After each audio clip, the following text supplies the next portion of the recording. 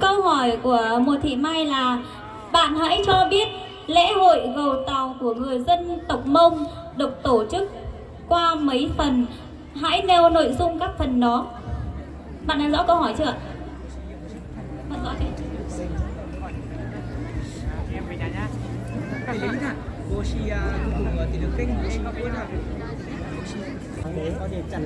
Kính chào ban tổ chức, kính chào ban giám khảo và toàn thể hội thi. Lễ hội gầu tàu của người đồng bào dân tộc Mông gồm có hai phần, đó là phần lễ và phần hội. Phần lễ là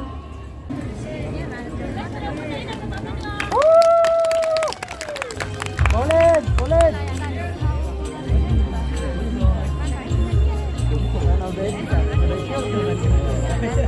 Trả lời đi em ơi, tiếng Anh Việt Nam.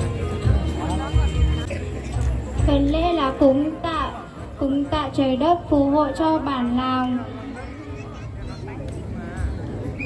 Ni cái nó này còn anh đây còn chỉ hiệp là người nhà làng anh đây còn chỉ là còn tháng đó là nhà làng ai còn tháng lùm bao nhà có hiểu nhất trong sau lùi lễ hội còn tỏ khác chẳng hết tỏ khác thì có hiểu uống nhau nhát thì có hắn nhát là nhỉ có chỉ hai lùm bao nhà có chỉ để còn chỉ để làm thì đọc thuần biết này có chỉ hai lùm bao nhà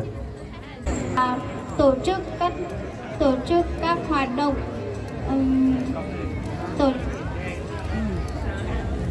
cầu hội là tổ chức các hoạt động múa và ném pháo, bắn nỏ, kéo co.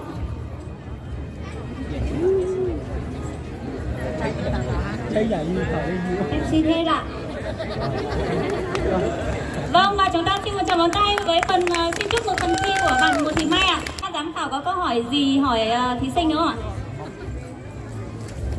Ban giám khảo xin hỏi bạn một câu hỏi phụ bằng tiếng Mông ạ. Giờ đi là vừa thi phần câu hỏi tăng lễ hội gầu tàu này bên mông đầu chữ số mùa rồi chữ số mùa này chữ số pờ, nhưng mà cô sẽ xin hỏi những câu hỏi phụ, tức là có pờ pelo trà mong nó trà thơ cơ đầu tháng ân của tháng nào, và cái lô ly giường sơn nó giờ lô ly từ lô ly bị mông chế nó giờ lô hết ly lô ly từ sơn nó thì giờ lô hết ly lô ly từ cô xin nông gọi luôn đó. Là câu dễ nhưng mà còn để dễ thôi. Bên mông nọ trà cái lô ly từ cái cả dương sơn nó thì giờ lô ly từ Bên mông nó trá lúa đi.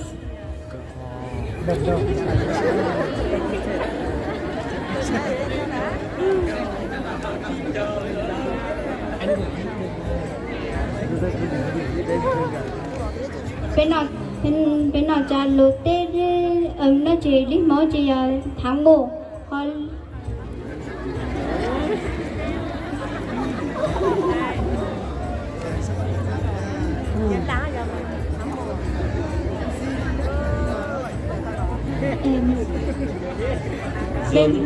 dương ấy trả lời là đi ơn chị tháng 2 họ đi gió chị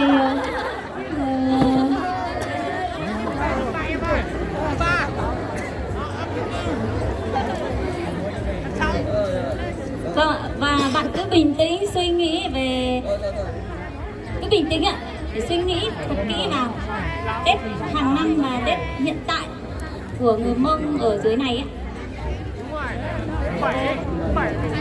Sao em hỏi là hết câu hỏi chưa? Hết câu trả lời chưa? hết câu hỏi chưa? Hết câu trả lời chưa? Hết câu trả lời chưa? Hỏi bạn 7 các bạn. Hết 7.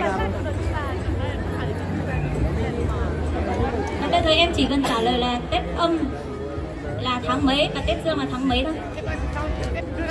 Nếu bạn không trả lời tiếp nữa thì ban MC sẽ hỏi là bạn hết câu trả lời chưa nhá, cho bạn ra thế không? Em xin hết câu trả lời ạ. Vâng, và chúng ta xin một tràng pháo tay cho các bạn đấy để